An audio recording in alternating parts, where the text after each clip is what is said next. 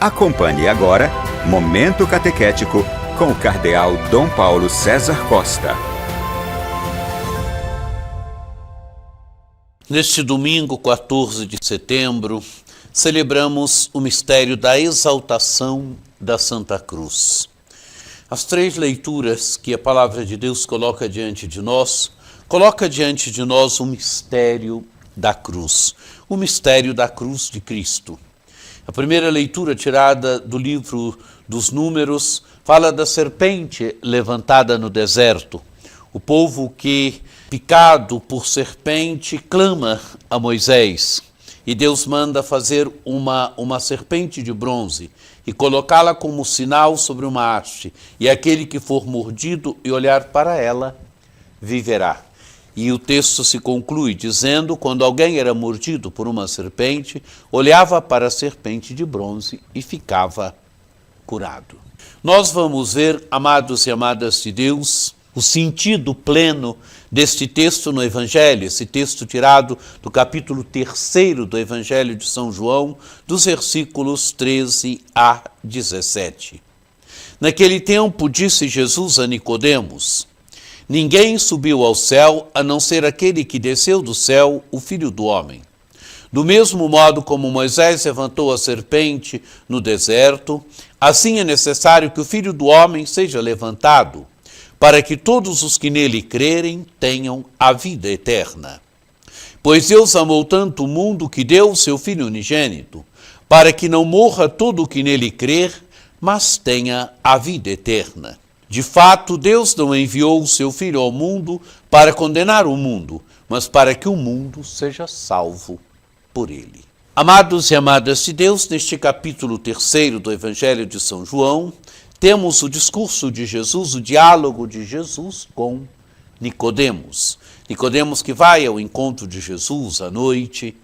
E aqui temos o que Jesus diz a Nicodemos: ninguém subiu ao céu a não ser aquele que desceu do céu, o Filho do Homem. Amados e amadas de Deus, Jesus está falando de si. Ele é aquele que desceu do céu, ele é aquele que subirá ao céu. Ele é aquele que, morrendo e ressuscitando, vai ao Pai. Ele é aquele que, morrendo e ressuscitando, passando pelo mistério da cruz, o Pai o ressuscita e ele vai ao Pai. Mas ele desceu do céu. O Evangelho de São João se inicia com o prólogo, dizendo que no princípio era a palavra, era o verbo, era o Logos estava voltado para Deus e o Logos era Deus. E no versículo 14 do prólogo, o Evangelho diz que o Logos se fez carne e habitou entre nós, quer dizer, o Filho eterno, que estava eternamente com o Pai, entrou verdadeiramente na nossa história, assumiu a carne humana, assumiu a realidade humana, se tornou verdadeiramente um de nós, igual a nós em tudo, menos no pecado. É aquilo que nós ouvimos sempre no dia do Natal, na noite de Natal, a narrativa do nascimento de Jesus. É o Verbo de Deus, aquele que estava eternamente com o Pai, que entrou na nossa história, quer dizer, desceu do céu. Ele mesmo é este também que sobe ao céu. Jesus continua: do mesmo modo como Moisés levantou a serpente no deserto, assim é necessário que o Filho do Homem seja levantado para que todos os que nele crerem tenham a vida eterna. Amados e amadas de Deus, a imagem agora da primeira leitura. Como Moisés levantou a serpente no deserto, a imagem da serpente, relembremos bem que lá no início do livro do Gênesis, a imagem da serpente, a serpente que tenta a mulher, a serpente que significa que o tentador, agora a imagem da serpente levantada no deserto, e aquela que é picado por serpente, olha para a serpente e fica curado. A serpente aqui é instrumento de salvação, mas a serpente levantada na haste, agora aqui a imagem do Filho do Homem que deve ser levantado. Assim é necessário que o Filho do Homem seja levantado, para que todos os que nele crerem tenham a vida eterna.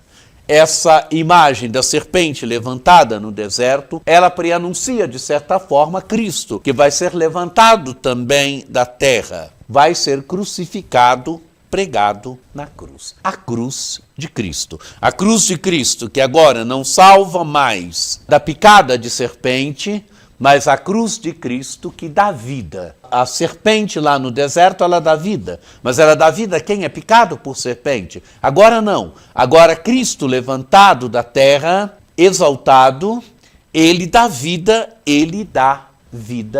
eterna. A vida eterna, amados e amadas de Deus, se adquire como? Crendo em Cristo. A fé é o novo olhar. A primeira leitura diz, quando alguém era mordido por uma serpente, olhava para a serpente de bronze e ficava curado. A fé é um novo olhar. A fé é olhar Cristo, Cristo crucificado, ressuscitado e perceber nele o Filho de Deus. Mas é um olhar que leva à adesão. É um olhar que leva à adesão a ele. É um olhar que leva a segui-lo. É um olhar que dá certeza de que seguindo se tem vida aqui nesse mundo e se tem vida eterna. Olhar para a serpente, agora crer no Filho do Homem. Quem crê no Filho do Homem tem a vida e tem a vida eterna.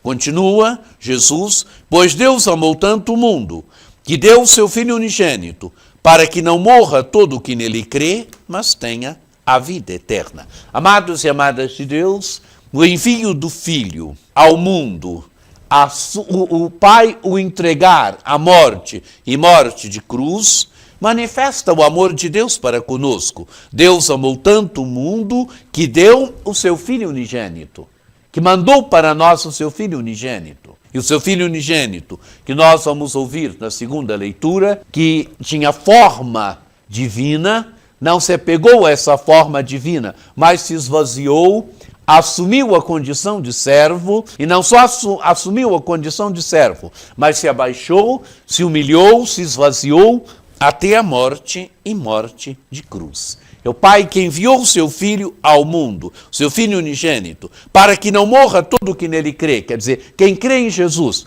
quem olhando para Jesus, quem olhando para a cruz de Cristo, crê nele, quem assume este novo olhar e verdadeiramente o segue, verdadeiramente traz em si o mistério da sua morte e ressurreição, através do batismo, vai seguindo Jesus, tem vida e vida eterna. Porque Deus não quer a condenação do mundo, mas Deus quer a salvação do mundo.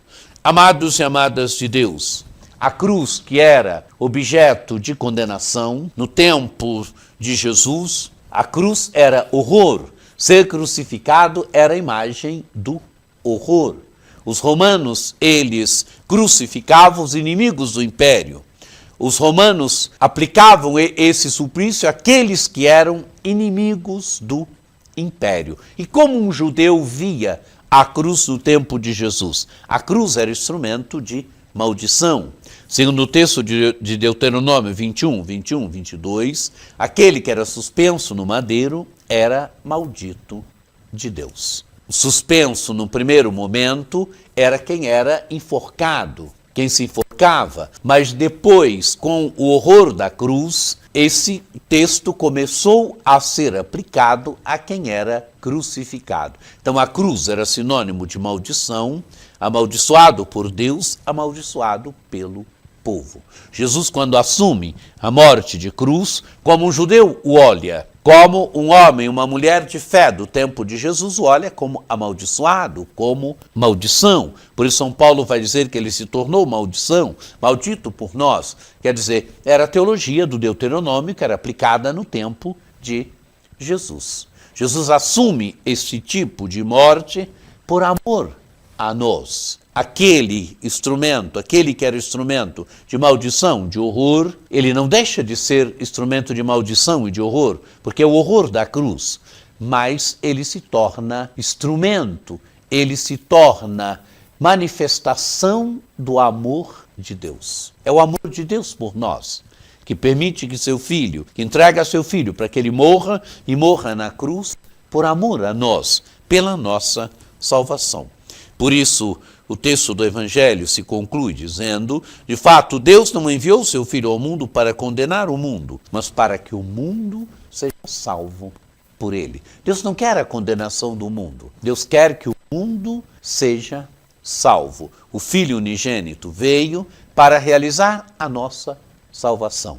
Mas como que se adere à salvação do Filho de Deus? Olhando para ele, crendo nele. Quem crê tem a vida, quem crê tem a vida eterna, vida para sempre. Amados e amadas de Deus, que celebrando a exaltação da Santa Cruz, nós olhemos para o mistério da cruz. Olhemos para o mistério da cruz como mistério de amor, onde se manifesta o amor de Deus, onde se manifesta o amor de Deus pela nossa salvação.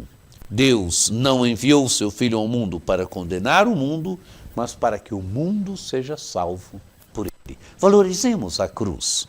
Nós cristãos, nós que seguimos Jesus Cristo, nós católicos, olhemos para o mistério da cruz. Tenha na sua casa uma cruz como objeto de veneração.